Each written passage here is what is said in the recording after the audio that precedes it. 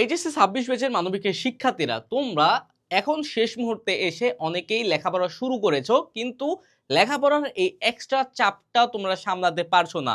এবং আরেকটা শ্রেণীর স্টুডেন্ট আছে যারা এখনো শুরু করে নাই, তারা এই চাপ সামলানোর ভয়েই যে শুরুটা করবে এটাই পারতেছে না। আজকের এই ভিডিওতে আমি তোমাদের বলে দেব কিভাবে আমরা এইচএসসির আগের এই চাপটা সামলাতে পারি, এখন থেকেই লেখাপড়া করে এইচএসসি থেকে ভালো রেজাল্ট করতে পারি। সুতরাং সম্পূর্ণ ভিডিওটা দেখো। আমি জাস্ট 4টা টপিকের বা 4টা কথার মাধ্যমে তোমাদের আমি সম্পূর্ণ বিষয়টা ক্লিয়ার করে দেবো। দেখো, সবার আগে যেহেতু আমাদের হাতে সময় কম, আমাদের 3 মাসের মতো রাফলি সময় আছে, এই সময়ের মধ্যে আমরা কি করব? সবার আগে হচ্ছে আমরা গুরুত্বপূর্ণ টপিকগুলো পড়বো। গুরুত্বপূর্ণ আমরা পর্যায়ক্রমে সবই পড়বো, কিন্তু আগে আমার ঠিক করা লাগবে কোনগুলো থেকে বারবার প্রশ্ন আসে, কোনগুলো থেকে বারবার আসে না। সুতরাং সবার আগে আমাদের গুরুত্বপূর্ণ টপিকগুলো পড়া লাগবে। গুরুত্বপূর্ণ টপিক ছাড়া কিন্তু কি আমরা এগোতে পারবো না। কারণ হচ্ছে সবার আগে আমার পাস মার্ক নিশ্চিত করা লাগবে। পাস মার্ক করার পরে তারপর আমার এ প্লাস নিশ্চিত করা লাগবে। এই সিকোয়েন্স অনুযায়ী আগাতে হবে। সুতরাং আগে আমার দেখা লাগবে যে কোন বিষয়গুলো থেকে বারবার প্রশ্ন আসতেছে। ভাইয়ারা যখন ক্লাস নেই আমরা কিন্তু বলে দেই, ভাইয়া এই টপিকটা পড়বা, এখান থেকে মাস পরীক্ষা আসবে, এই টপিকটা পড়বা, এখান থেকে আসবে। দাগানো বইতে দেখবা যে যেখান থেকে সবচেয়ে বেশি দাগানো মনে করবা এটা বেশি গুরুত্বপূর্ণ।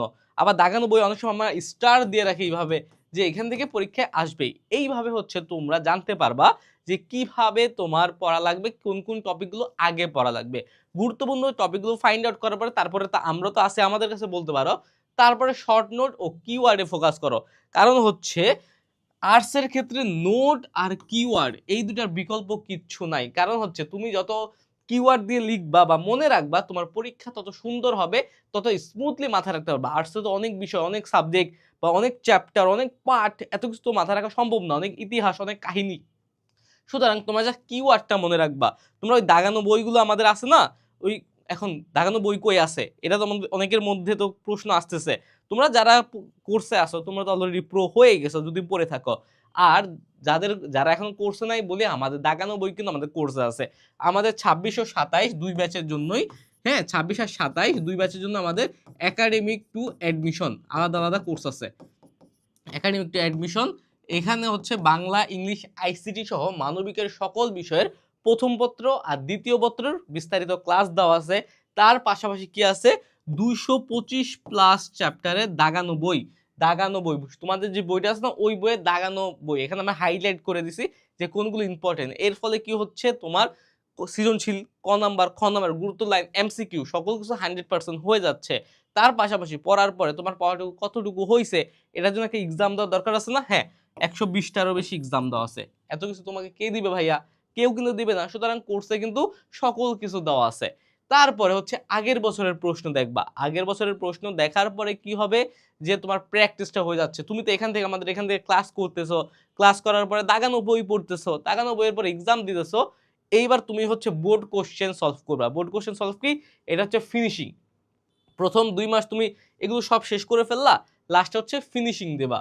তারপরে হচ্ছে ফিনিশিং দেওয়ার পরে তোমার লিখে প্র্যাকটিস করা লাগবে, যেগুলো লিখা লাগবে। কারণ হচ্ছে লেখলে হাতের লেখা সুন্দর হবে।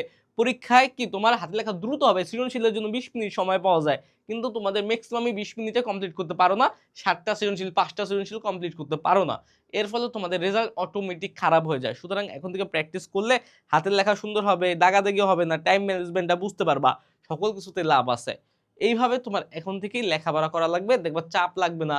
আরেকটা জিনিস তোমাদের আমি বলে দেই, যে তোমার এখন হচ্ছে ঘুমের দরকার আছে প্রচুর।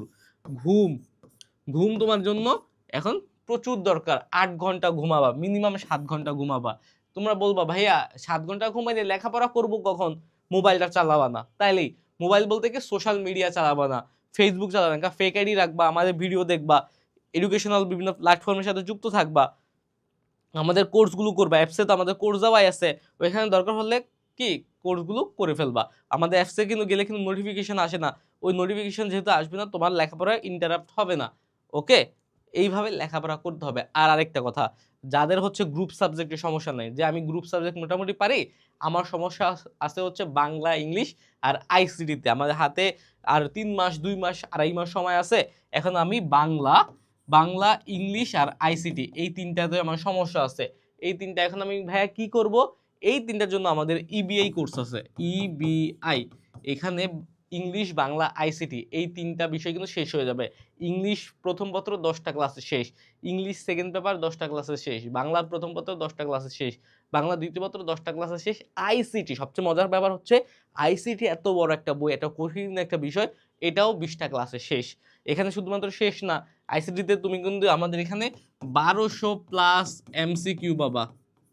উত্তর সহ ব্যাখ্যা সহ 200 প্লাস সিকিউ পাবা। এইখানে কিন্তু বিগত বছরের প্রশ্ন সকল কিছু কভার করে দেওয়া হয়েছে। কারণ তোমার আর কোনো প্যারা নাই, তোমার বই কিনা লাগবে না কোনো। কারণ হচ্ছে আমাদের সব কোর্সে কিন্তু আমরা ইবুক দিয়ে দেই। হ্যাঁ, ইবুক, তোমার বই কিনা কোনো দরকার নেই। বোর্ড কোশ্চেন সলভ করবা, যে কোনো স্কুল কলেজের প্রশ্ন সলভ করবা, এই বইগুলো আমরা সবই আমি তোমাদের প্রোভাইড করব। তোমাদের এক্সট্রা কিচ্ছুই কিনা লাগবে না, জাস্ট কোর্সে এনরোল হয়ে যাওয়া লাগবে এই ঈদের আগেই। কারণ কি, ঈদের আগে করলে এক হচ্ছে তোমার লেখাপড়া হবে, তুমি ২৪ ঘন্টা যে কোনো সময় লেখাপড়া লেখাপড়া করতে পারবা। তার পাশে এখন কিন্তু অফার চলতেছে। এখন 25% অফার চলতেছে। সুতরাং তুমি একদম নামমাত্র মূল্যেই কোর্সগুলো পেয়ে যাচ্ছ। কোনো প্যারাই হচ্ছে না। সুতরাং লেখাপড়া করা লাগবে, এই হচ্ছে মুদ্রা কথা। এবার যেইভাবে, এবার কোর্স রেখে হোক, টিচার রেখে হোক, কলেজে গেলে হোক, বা যেমনি তুমি পারো, কিন্তু লেখাপড়া করা লাগবে। ওকে? যদি কোনো সমস্যা থাকে ভাইয়াকে ইনবক্সে জানাও। আমি তোমাদের সকল সমস্যার সমাধান করে দেওয়ার চেষ্টা করব। আবার দেখা হবে, সেই পর্যন্ত সুস্থ থাকো, ভালো থাকো। আসসালামু আলাইকুম।